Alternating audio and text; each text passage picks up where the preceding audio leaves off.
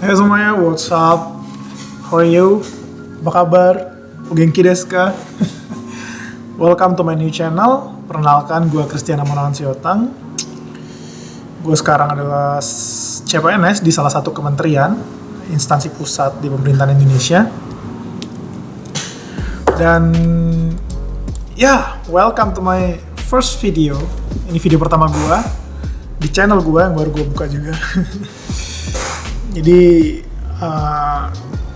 gue keterima di CPNS ini tahun 2019, jadi gue baru masuk di Januari 2001. Ya, cukup proses yang cukup panjang gue rasa. Nah, sebenarnya kenapa sih gue bikin video ini, kenapa gue bikin channel ini gitu. Jadi sebenarnya ini merupakan salah satu hal yang ingin gue lakukan sejak lama. Jadi gue ingin sharing sama teman-teman semua, buat teman-teman yang pengen masuk jadi PNS, pengen melayani negeri, anjay, atau pengen menjadi seorang aparatur sipil negara, apapun tujuannya. Nah, jadi gue mau bantu teman-teman untuk mengerti gimana sih proses-proses untuk menjadi seorang PNS, atau sekarang nama branding barunya adalah ASN, aparatur sipil negara itu. Jadi dalam channel YouTube ini, gue akan membantu teman-teman untuk mengerti bagaimana prosesnya, tahap-tahapannya apa aja sih, dan tips and triknya apa aja gitu. Dan kalau mungkin teman-teman mau dan request, mungkin gue akan bantu teman-teman untuk bahas soal-soal tes-tes CPNS yang susah. Iya. Oke, jadi pada video ini kita mau ngapain sih? Jadi beberapa hari yang lalu, gue ngelihat salah satu tweet dari Kementerian Pan-RB yang mengatakan bahwa mereka sudah melakukan rapat persiapan pengadaan seleksi CASN 2021 gitu. Dan rapat ini dihadiri oleh BKN, Kemendikbud, 56 instansi pusat dan 537 pemerintah daerah gitu. Iya, kalau dilihat dari antusiasme reply-nya sih ini banyak banget ya, kayak bismillah semoga ini tahun jadi rezekinya, minggu depan aja buka pendaftaran dan lain-lain. Dan gue rasa juga teman-teman yang di rumah juga pasti sangat penasaran dan pingin kan bergabung sama kita jadi ASN gitu untuk merubah masa depan Indonesia. Anjay, keren. Dan buat teman-teman yang penasaran gimana sih, kapan sih bukanya, gimana sih cara daftarnya, teman-teman pantengin aja tuh Twitter atau media sosial manapun dari Kementerian Pan-RB. Karena Kementerian Pan-RB ini adalah kementerian yang bertanggung jawab untuk pegawai negeri gitu. Jadi untuk semua PNS itu masuknya diadakan oleh Kementerian Pan-RB. Jadi mengadakan, itu panitia utamanya adalah Kementerian Pan-RB, teman-teman. Jadi teman-teman follow aja media sosial dari Kementerian Pan-RB biar tahu update-update terbaru gitu. Ya. Jadi setelah gue lihat dari video ini, gue penasaran gitu kan, tahun ini dibuat kapan sih gitu. Nggak kerasa udah lama banget ya. Gue waktu itu daftar November 2019. Dan nggak kerasa sekarang udah hampir 1,5 tahun gitu ya. Sekarang udah bulan 5. Tapi tahun lalu seleksi CPNS memang nggak diadakan. Kenapa? Karena Corona. Jadi pemerintah tuh refocusing gitu. Jadi menghadapi pandemik begitu. Dan bahkan seleksi gue yang seharusnya selesai di bulan April dan gue mulai kerja bulan Mei, itu mundur sampai gue baru masuk kerja di Januari 2021 itu, teman-teman. Bayangin kan, gue yang seharusnya 5 bulan udah mulai kerja, tapi tiba-tiba gue harus mundur sekitar 7 bulan gitu. Tapi mau gimana lagi, namanya musibah dan ini dihadapi oleh semua negara gitu, teman-teman. Jadi teman-teman jangan berkecil hati jika tahun lalu teman-teman belum bisa daftar. Tahun ini dibuka kesempatan sama pemerintah. Dan nggak hanya di instansi pemerintah daerah ataupun menjadi guru, tapi di instansi pusat juga membuka beberapa formasi begitu, teman-teman. Seperti yang gue baca tadi ya, itu ada rapat dari instansi pusat juga. Jadi harapannya instansi pusat membuka beberapa formasi untuk teman-teman yang mau melamar di kementerian ataupun instansi pusat lainnya begitu.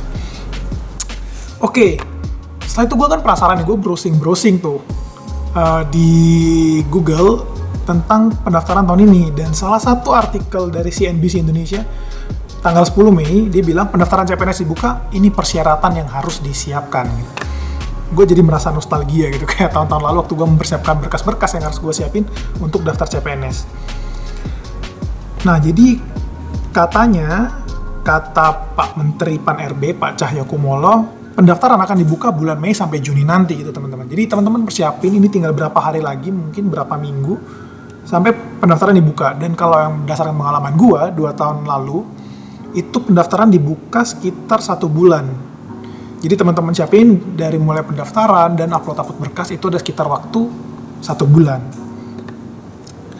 Nah, jadi ini dikatakan bahwa Pemda sudah sampaikan usulan dengan pertimbangkan analisis jabatan dan beban kerja dan lain-lain gitu. Berikutnya, tahun ini total ASN dibutuhkan sekitar 1.275.384 formasi, teman-teman. Ini cukup besar. Tapi untuk lebih banyak mungkin di pemerintah daerah ya, dan kebanyakan mungkin tahun ini adalah guru gitu. Untuk guru ada sekitar 1 juta formasi mungkin ya, kalau gua nggak salah. Oh ya benar ini. Guru, pegawai pemerintah dengan perjanjian kerja itu ada sekitar 1 juta formasi. Jadi teman-teman yang mendaftar jadi guru 1 juta formasi. Sementara untuk teman-teman yang non guru, untuk P3K atau PPPK itu ada sekitar 70.000 formasi, dan untuk CPNS ada sekitar 119.094 formasi. Nah, jadi untuk teman-teman siapkan aja berkas-berkasnya, apa aja yang diperlukan sih. Kalau berdasarkan website ini, adapun dokumen yang perlu disiapkan adalah kartu keluarga, KK, kemudian ada KTP, kartu tanda penduduk, ijazah, transkrip nilai, pas foto, dan dokumen pendukung lainnya sesuai dengan ketentuan instansi yang akan dilamar, termasuk SKCK. Berdasarkan pengalaman gue 2 tahun lalu sih, memang dokumen dasar, dokumen paling basic yang harus dipersiapkan adalah KTP, KK, ijazah, transkrip, dan pas foto. Nah, untuk dokumen pendukung lainnya, kalau tahun lalu gue waktu daftar di instansi gue itu ada tambahannya, yaitu adalah surat pernyataan, surat lamaran, dan juga sertifikat TOEFL, teman-teman. Kalau untuk surat pernyataan dan surat lamaran itu nanti bisa di-download dari masing-masing website CPNS instansi. Nah, itu nanti mereka akan menyediakan format. Kalau kementerian yang gue ramar itu, mereka nyediain format, kita tinggal ngisi dan tanda tangan dengan materai gitu. Dan ada juga sertifikat TOEFL, teman-teman. Jadi mungkin karena salah satu kebutuhan, jadi instansi gue itu mengharuskan mengupload sertifikat TOEFL untuk menilai kompetensi seseorang dalam bahasa Inggrisnya gitu. Nah, untuk teman-teman siapin aja, siapa tahu dibutuhkan gitu kan. Karena siapa tahu nanti H-2 minggu nggak sempat tes dulu dan nggak bisa jangan sampai teman-teman nggak bisa daftar hanya karena teman-teman nggak punya sertifikat TOEFL. Jadi lebih baik dari sekarang kalau emang teman-teman niat sertifikat TOEFL-nya bikin aja dulu, ikut tes, dan kalau bisa ikut yang cepat 3 hari, 2 hari jadi print-printan untuk hasil tes TOEFL-nya gitu. Oke, next. Nah, jadi kalau menurut ini, teman-teman bisa akses di sscisn.go.id gitu. Jadi kita bisa coba buka sscisn.go.id. Nah, kita coba buka. Kenapa nggak bisa buka? Oke, nggak apa-apa. Nah, mungkin websitenya salah, nggak bisa. Nah, kalau gue bukanya itu lewat di sscn.bkn.go.id. Nah, ini websitenya, bisa kita lihat di sini, teman-teman. Ya, jadi untuk teman-teman yang belum punya akun, teman-teman bisa registrasi di sini, klik registrasi. Dulu itu ada opsi untuk masukkan NIK, nama, dan lain-lain. Tapi sekarang mungkin karena masih belum dibuka, jadi perhatian, pembuatan akun sudah ditutup dan tidak bisa diakses lebih lanjut. Kalau teman-teman mau coba gue masukin akun gue ya.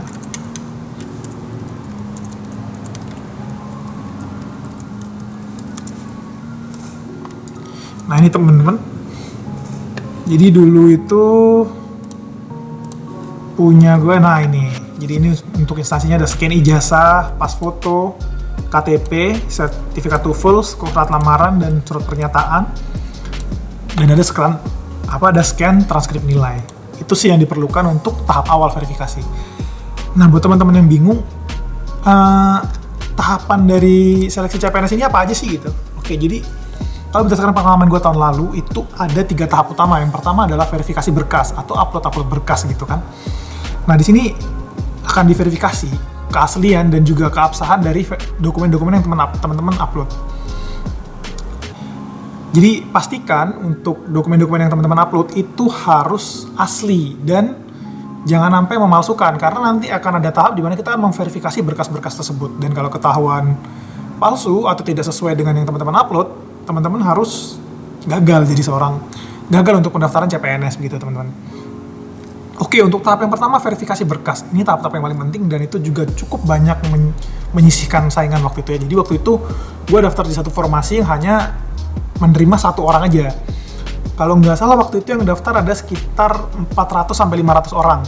Nah, pada tahap pertama ini langsung terseleksi menjadi sekitar 200 atau 300 orang gitu, gue lupa. Jadi cukup banyak yang dihapus, cukup banyak yang diseleksi. Jadi sekitar 100-200 orang ini nggak lulus. Kenapa mereka bisa nggak lulus? Karena satu, mungkin berkasnya palsu. Dua, mungkin mereka daftar tapi nggak melengkapi apa yang dibutuhkan, kayak identitas dan biodata yang lain yang diperlukan itu nggak dilengkapi. Jadi mereka dianggap tidak memenuhi syarat gitu.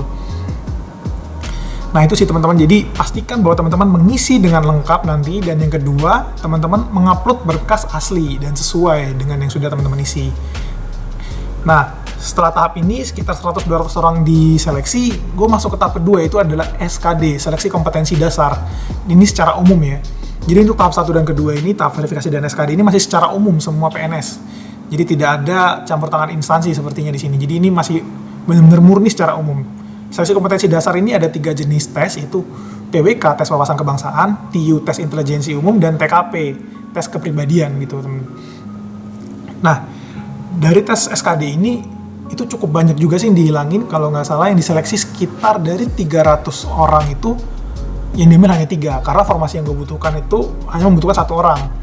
Jadi dari cara menghitung orang yang lulus ke tahap terakhir atau tahap SKB itu adalah 3 kali formasi yang dibutuhkan.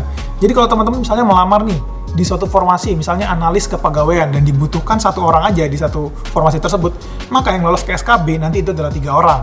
Kalau misalnya teman-teman melamar jadi tenaga kesehatan di satu instansi, misalnya tenaga kesehatan yang dibutuhkan ada sekitar 3 orang. Misalnya formasi dibuka untuk 3 orang, maka yang lolos dari tes SKD ke SKB itu hanya 9 orang, gitu teman-teman. Nah, jadi teman-teman harus belajar banyak untuk tes SKD. Dan kalau teman-teman mau request dan butuh penjelasan tentang soal-soal yang teman-teman nggak tahu, teman-teman request di bawah ya, di komen. Soal-soal mana yang teman-teman mau gue bantu untuk nyelesain soalnya gitu. Nah, di tahap terakhir ada tahap SKB, ini tahap yang ketiga, SKB. Ini adalah tahap yang cukup susah karena kita langsung berhadapan dengan pejabat di instansi kita. Waktu itu tes gue cukup panjang untuk SKB-nya, itu ada beberapa tahap.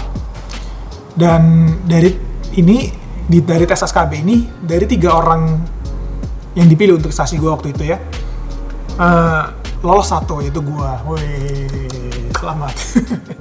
Iya, jadi prosesnya cukup panjang, waktu itu memakan waktu sekitar 1 tahun 4 bulan, 1 tahun nggak nyampe sih, sekitar 1 tahun lah untuk itu, karena terpotong corona juga ya, waktu itu baru mulai pembatasan dan lain-lain, jadi sekitar waktu 1 tahun. Tapi normalnya enggak sih, normalnya itu November pendaftaran, Mei sudah mulai jalan kerja. Jadi mungkin kalau teman-teman dibuka bulan Mei atau Juni, mungkin teman-teman akan mulai bekerja nanti bulan November atau Desember. Iya. Jadi itu aja teman-teman untuk video pertama gue kali ini. Semoga ini bisa membantu teman-teman untuk membuka gambaran awal, dan kalau ada yang teman-teman tanyakan bisa tulis di kolom komen di bawah ini. Dan jangan lupa like, komen, dan subscribe video ini dan channel ini biar gue semakin termotivasi untuk membantu teman-teman gitu. Iya. Dan kalau ada yang teman-teman ingin tanyakan lebih lanjut, silakan tulis di kolom komen, like video ini, share ke semua teman-teman yang membutuhkan gitu, biar informasi ini nggak berhenti di kamu. Oke teman-teman, sekian aja untuk video kali ini. Gua Christian Sihotang, pamit undur diri.